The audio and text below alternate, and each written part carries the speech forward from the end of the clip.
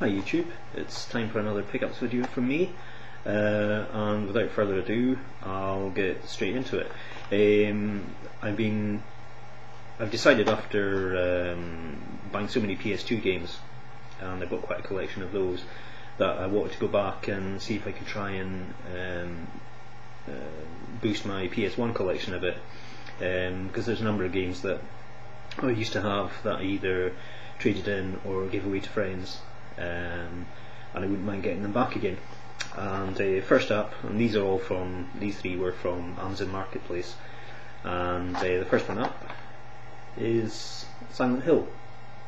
So I've now got Silent Hill, the original Silent Hill, and I've got Silent Hill 3, which is in a previous video, so I've just got to get Silent Hill 2. I used to have Silent Hill years back, but I gave it to a friend, so I'm glad to get this back. This was about, I don't know, £11 I think it was, which I thought was pretty good because it's quite hard to get hold of now. And next one up is Tony Hawk's Pro Skater 2, which I absolutely loved when all I had was a PS1. And again, this one was given away to somebody, I can't remember who, but I saw a recent YouTube video, I think it was Legato Dark, who mentioned that he'd got it, and which prompted me to think, oh right, yeah, I could do with getting that again, because I really liked it. I got 3 and 4, I really liked Pro Skater 2, so it's good to get that, and that was about between £3 or £4 or something, so a bargain. It was in mint condition too. And the last of the PS1 games is Roll Cage, which I wanted when it first came out for the PS1. I never got around to getting it, and you never see it around now.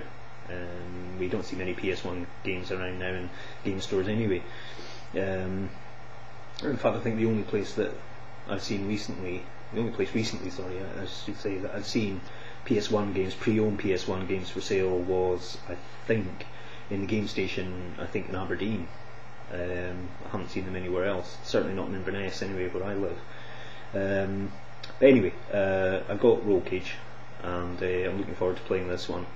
And again, it was in pretty much mint condition, so I don't know where it had been sitting or lying around, or so it was great. I mean, there's no scratches or anything on it. I mean, it's quite an old game now. So I'm quite chuffed to getting that one, and again it was about £3 or £4. And then 2 360 games. The first one is Episodes for Liberty City. I didn't bother downloading Lost in the Damned. I didn't download the Lost in the Damned when it was available on Xbox Live, which it still is obviously. So when I saw this come out with the Ballad of Gay Tony, I thought, oh, well, I'll just buy it. No point in downloading it when I can just buy it.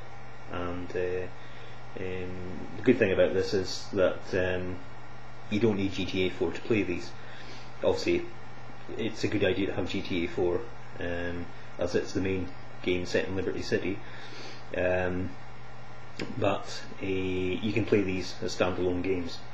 So I think it's a bit of a shame that they're not going to make any more, or they don't seem to be going to make any more episodes from Liberty City.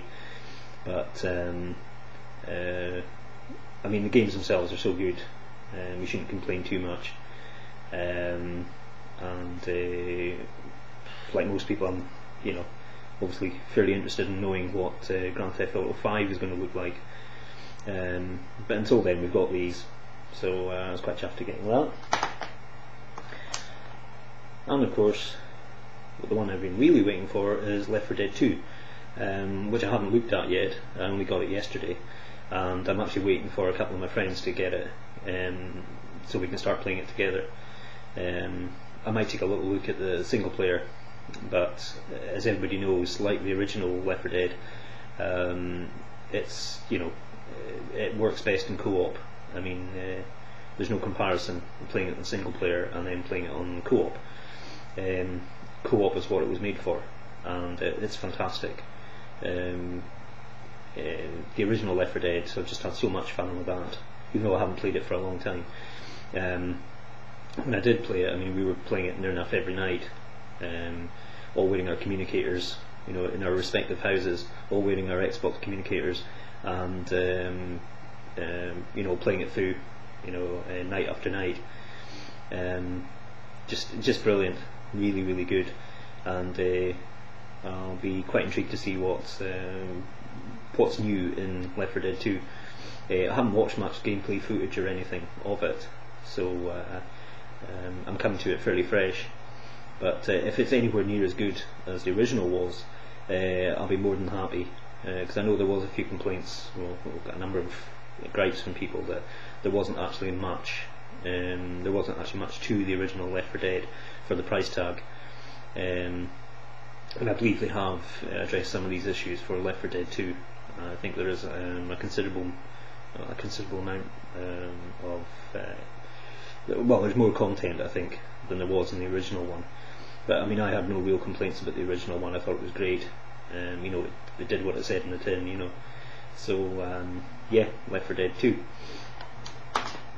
And last but not least, while I was in WH Smith's about a week ago, I picked up this, and it's a video games hardware handbook, 1977 to 1999, and it's basically I think it's reprints of articles from Retro Gamer, and I can actually put my finger on the right bit there.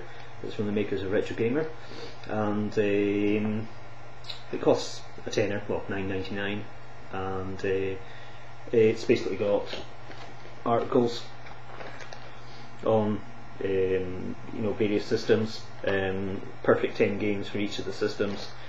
I'm quite chuffed because it's got a nice article on the Amiga, being an Amiga fan. In fact, I'll just go to the Amiga bit. It's here.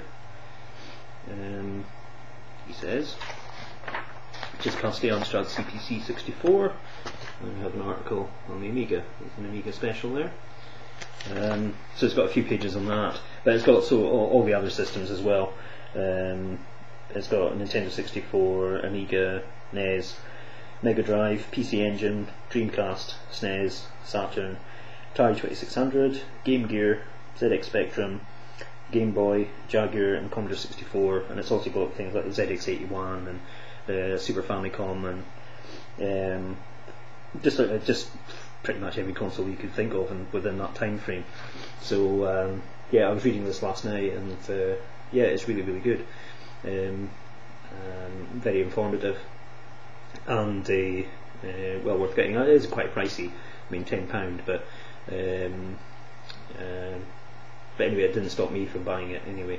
So if you see it and you haven't actually read these articles, as I haven't, if you're not a regular reader of Retro Gamer and you haven't read these articles, then you know it's definitely one to get.